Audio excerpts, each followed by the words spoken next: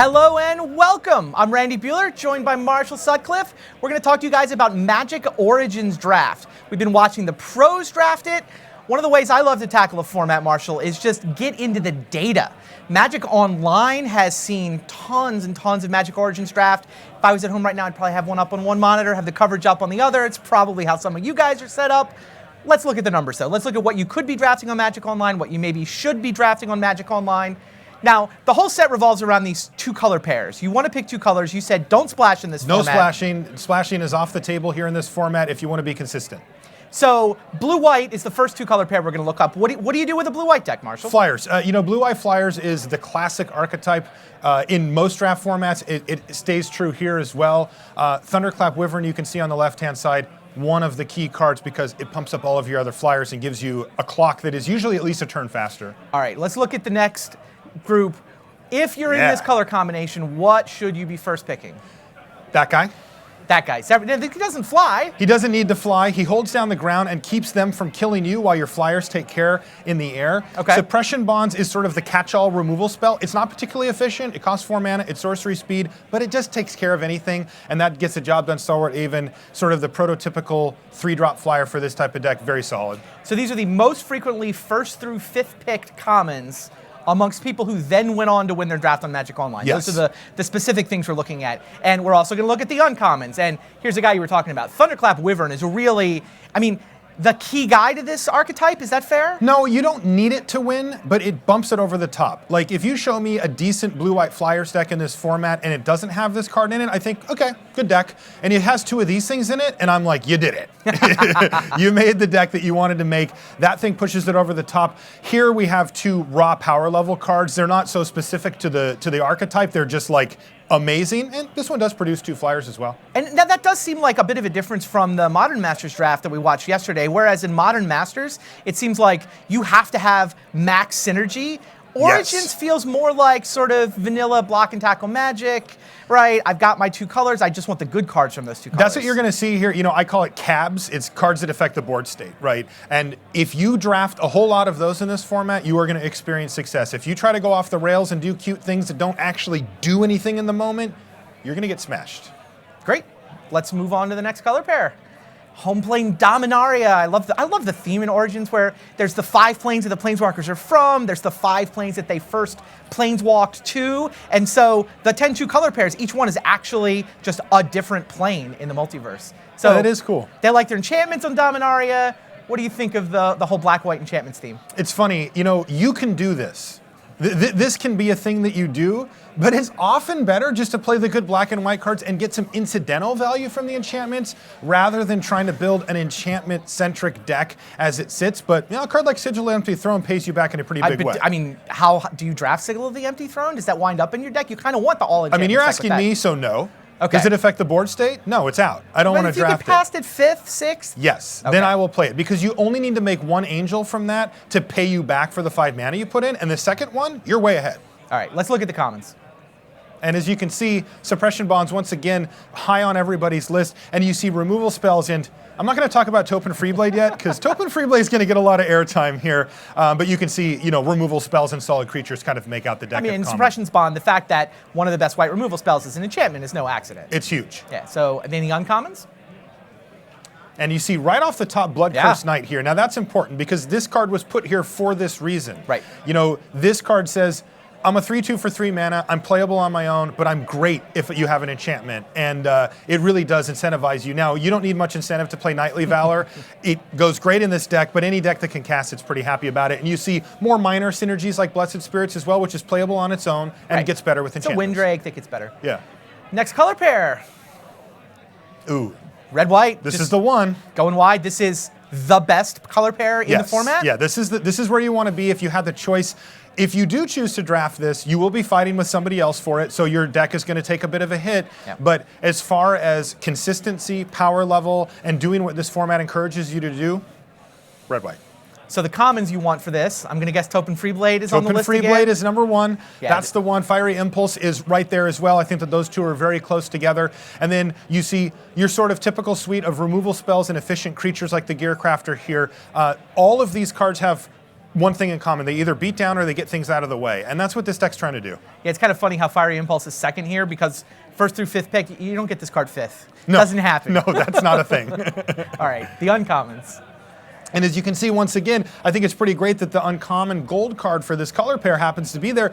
It fits the theme. Oh, yeah. The combat tricks are huge in this format, and they're very, very important to the way that the games play out. And Erosis Champion is one of the best targets for a combat trick that we have. Yeah, and so a lot of this is just good creatures and combat tricks will work. You don't necessarily have to go wide to win with this deck. Not at all. I'd say on average, you go normal. You have 2 to 3 creatures. You know, it's not like a whole bunch of tokens, but it's also not like you're piling up one thing on one creature. It's kind of in the middle. All right, what do we got next? Green-white.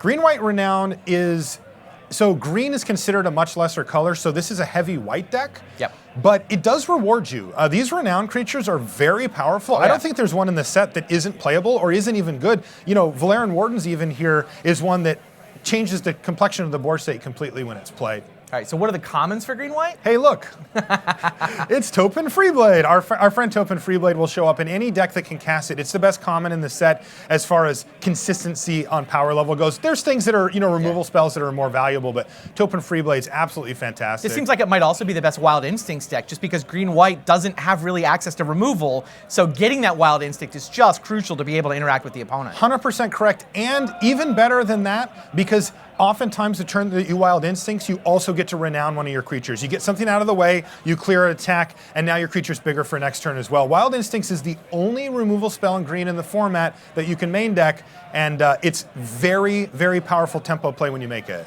Makes sense. Let's look at the uncommons. Again, we see the gold card here, and it's easy to overlook a card like Citadel Castellan as kind of being pedestrian. Oh, it's a 2/3 for 3, it has Vigilance, Renown, something. Well, it turns out Renown 2 matters in a huge way. If this hits you, you're going to take 12 damage from it. And then you're going to triple block it, and then you're going to go, please don't have another combat trick. And if that works out, then you might win the game. But if not, this thing's just going to run you over. It demands a removal spell almost immediately, or at least some way to block it profitably.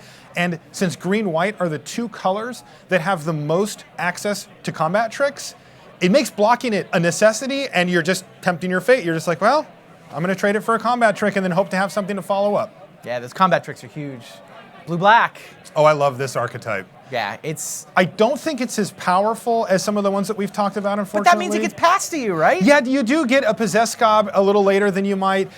We have it listed as a graveyard deck, and there are graveyard synergies here, but also it's a value deck, right? It's just a value deck. It's a deck that I've seen just you lets draft you draw this cards. in Cube. Yeah, no surprise that you like this deck. Let's look at the commons. Removal spells, right? Just all good, of them. Solid cabs, is that what you call them? Yeah, cabs. Cards that affect the board. Board state, yeah. And so, even Fetid Imp acts as a de facto removal spell against some colored pairs that, again, we just talked about green-white. You got to attack through him. Bring it on and bring your combat tricks with you. Yeah, no problem. And then Reeve Soul is definitely the best black common, I think.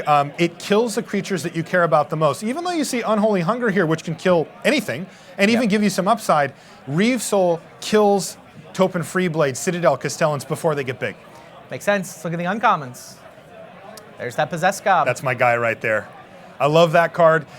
Usually these type of cards we call it a regrowth effect, right? They'll get a card from the graveyard like an instant or a sorcery. This one can get creatures too.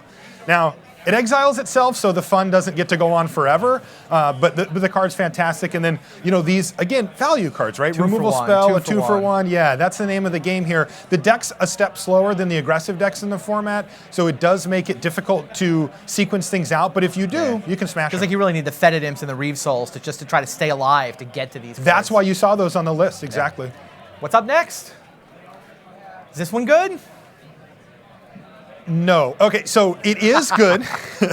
The problem is that everybody wants the cards that you want for your artifacts deck anyway. Right, no one's going to pass you a Thopter Spy Network? Right, and even like you look at Thopter Engineer and a couple of the cards that we'll see here, like the Gear per Gear Crafters and the Whirler Rogues, you think, oh, well, I'll just snatch up all of those from my artifact deck. Yeah, awesome. so it seems like an archetype that would be good, except it's hard to assemble a critical synergy version of it because everybody else is picking off your best cards. Because they're just good on their own. Yeah, so let's look at the cards I mean, they're themselves. especially good in this archetype. Yeah, Fiery Impulse, Void Mage, Gear per Gear Crafter, these are not getting passed super deep around the table. Right, and especially for this archetype, it's the gear crafters, right? These are the ones that you specifically want. Everybody wants a lightning bolt type effect or a mana war type effect, but you really want those. And again, the issue being that anybody that's playing red will cast that card and be happy about it. It's a 2/1 and a 1/1 flyer for 3 mana. It's very solid card on its own. Makes sense. What are the uncommons? Best uncommon in the set right there, Whirler Rogue. That thing is unbelievable on its own. And then you get the Thopter Engineer, and this is where you can see that this deck can take specific advantage of these type of cards. Yeah. Chief of the Foundry can pump up all the tokens you get from those. So of the Thopter Engineers, Whirler Rogues, and Gear Crafters that you do assemble, this thing makes them amazing. And this is not a card that gets fought over in a non-artifact deck, though. It is playable. 3 for 3. I know, it's still a colorless 2/3. Yeah, that's the problem. Again, is that other people are taking your cards. Right. What's up next? You know, I think this deck is actually a little bit underrated. These are considered the 2 worst colors in the format by most people. And so you'd think, well, jamming them together can't be great. But since draft is, generally speaking, self-correcting, you get this thing where, you know, you're kind of picking up a lot of the best blue and green cards out of the packs. Yep. And if nobody else wants them, hey, I'll take them. You know, Bounding Krasis is great. We talked about the Void Mage, which is fantastic. And, I mean, some people are lucky enough to open up a Mana Gorger Hydra. But. So let's look at the key commons. There's my guy right there. I'm a big Leaf Gilder fan. You like the Leaf Gilder? Playing a good creature on turn 2 is gets you so far ahead in this format. You're totally just being able to skip ahead. It's just a paucity of good 2-drops I find in this format. And you know what I find with this card too is that you play it on turn 2. Now it can trade for a Topin Freeblade so you don't get ran over. Right. But if they don't have it, your Rock Smallers comes down a turn early, and it's bigger than anything they're doing. Exactly. Yeah, I love that card too. All right. So the uncommons. Bounding Krasis, huge effect on the board state when you play it. Yep. It can take a blocker out, it can take an attacker, and then subsequently a blocker out in one turn. It adds a 3/3, and Flash means that you can use it effectively as a combat trick to eat a creature. And being green and blue means you can get past it 7th, right? Very late. If you're the green-blue drafter at the table and one of these gets open, you'll get it. All right. Black-red sacrifice on Regatha, apparently. They like sacrificing their creatures. Yeah, I don't know much about Regatha yet. We'll find out more, but it sounds like a hostile environment. It does. And this deck has the power level to make your opponent, you know, pretty scared of what you might do at any given time. Enthralling Victor is one hint here, but there's also, of course, Act of Treason, the kind of classic steal your card for a turn. But the key here is Nantuko Husk. You know, you get the Nantuko Husk down. That's how you can, you know, get the advantage from stealing the creature and never giving it back. The profit kicks in on the fun and profit. Exactly. And of course, Blazing Hellhound also does that, but it's an uncommon. You don't see it as often. All right, so let's look at the cards. Fiery Impulse, still number 1. Yeah. Big Daddy Husk, right in the middle. That's the guy. That's the one that you want to have. If you don't have critical mass of these in the deck, then you better hope that you have an aggressive curve to back up those, you know, steal effects, because this is the one that really punishes them. All right. I've lost count. Yeah, here's the uncommons. See the Hellhound, see Enthralling Victor. Somewhat controversial card, maybe. How good is it? It's clearly... I have it in the middle. In the middle. But if you've got a bunch of Husks, it goes up a lot. And this card's a little underrated, perhaps. Seismic Elemental is great. Yeah, I'll buy that. Yeah. Elves.